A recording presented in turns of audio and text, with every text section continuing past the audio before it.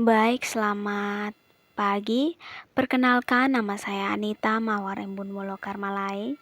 Saya mahasiswa jurusan Sosiologi, Fakultas Ilmu Sosial Ilmu Politik, Universitas Nusa Cendana Kupang.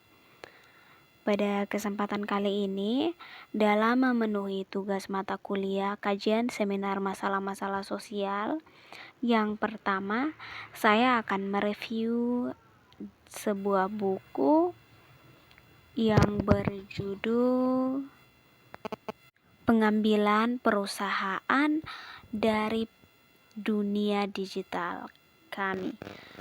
Jadi dalam buku ini ditulis oleh Nikos Smirnianos,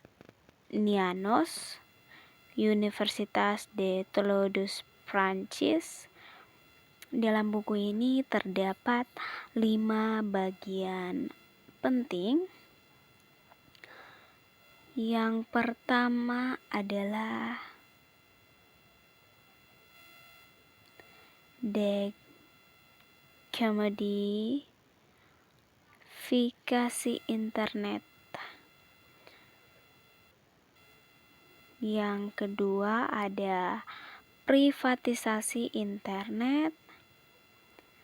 Yang ketiga ada kondisi yang menyebabkan munculnya oligopoli internet.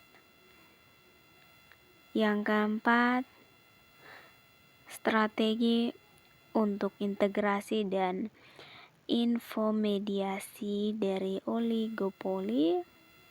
Dan yang kelima adalah dominasi iklan di internet. Nah, dari yang bagian pertama, komodifikasi internet ini ada warisan ARPA, proyek progresif, konvergensi desain dan penggunaan ARPANET, barang publik, kemudian peredaran informasi bebas, masyarakat informasi dan ekonomi pasca industri, ada konvergensi neoliberalisme dan determinisme teknologi, teknologi mengatasi kritik kapitalisme, kemudian deregulasi, telekomunikasi, dan giliran neoliberal. Kemudian ada Prestige, Thatcher, dan Reagan, deregulasi sebagai obat untuk resesi, dogma Eropa. Kemudian dari kontrakultur dan komodifikasi, budaya dunia maya, pemirsa baru untuk jaringan pribadi komputer, duel jejaring sosial digital pertama, platform untuk pekerjaan pengetahuan freelance, digerarti pemberitaan pasar. Dan yang kedua, dalam privatisasi internet ada jalan raya informasi menuju privatisasi internet dari stimulus Keynesian dan deregulasi, batas jaringan tertutup, privatisasi internet, masalah yang tidak pernah dipertanyakan. Kemudian budaya startup internet bertemu modal Vertura, kelahiran lembah silikon, bagaimana membiayai perusahaan inovatif dari menasihati hingga berspekulasi, startup eksperimen dalam tenaga kerja yang diregulasi, kegembiraan irasional dari ekonomi baru dan konvergensi, munculnya ekonomi baru dari konvergensi ke konsentrasi, dan penggabungan yang gagal dengan dampak besar.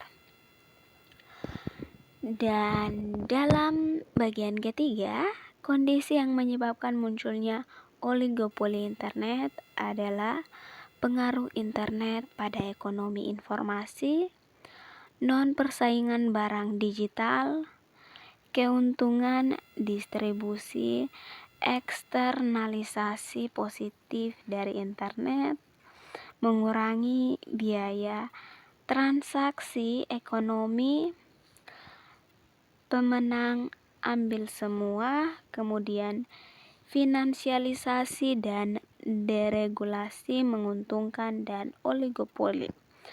Regulator hindari penantang oligopoli, kekuatan finansial luar biasa, perusahaan dan strategi global, manajemen matriks, menghindari pajak, memanfaatkan tenaga kerja pilar oligopoli, profitabilitas, subkontrak moderator konten, dan fleksibilitas, kerawanan, dan penetapan upah. Kita lanjut ke bagian yang kelima, ada strategi untuk integrasi dan infomedia di oligopoli. Di sini ada infomediasi, fungsi utama internet, pialang informasi dan kompetisi, Google dan Facebook, emblematic infomediaries, integrasi vertikal oligopoli, komputer dan elektronik konsumen, sistem operasi, awan jaringan, konsentrasi horizontal internet, layanan komunikasi, dan jaringan akses ke informasi dan konten online, unduhan dan streaming berbayar.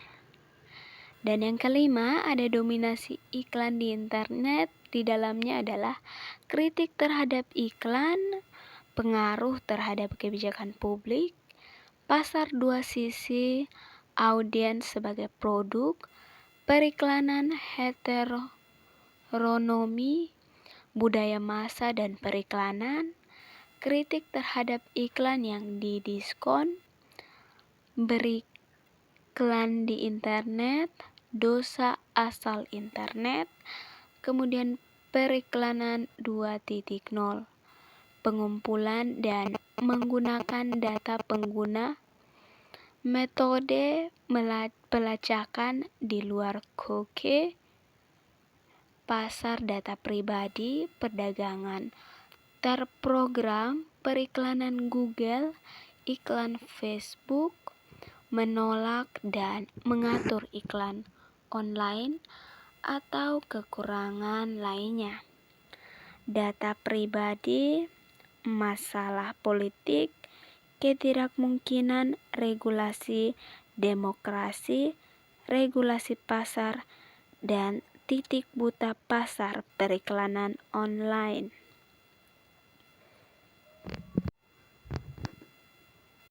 Jadi seperti yang sudah saya sebutkan, melalui berbagai bab dalam bab ini, bahwa proyek awal komputasi jaringan telah dilakukan dalam beberapa tahap berturut-turut, meskipun internet adalah awalnya dipahami sebagai layanan publik, menghubungkan neoliberalisme ekonomi dan determinisme teknologi. Sekutu mengabaikan gagasan itu. Setelah dua gerakan ini adalah terhubung ide yang muncul dan menjadi dominan bahwa pasar yang tidak teratur dan dibiayai adalah satu-satunya cara untuk mendorong inovasi digital. Teori ini diterjemahkan menjadi kebijakan praktik melalui deregulasi telekomunikasi dan pembentukan jaringan komersial pertama. Baik, demikian hasil review saya. Terima kasih.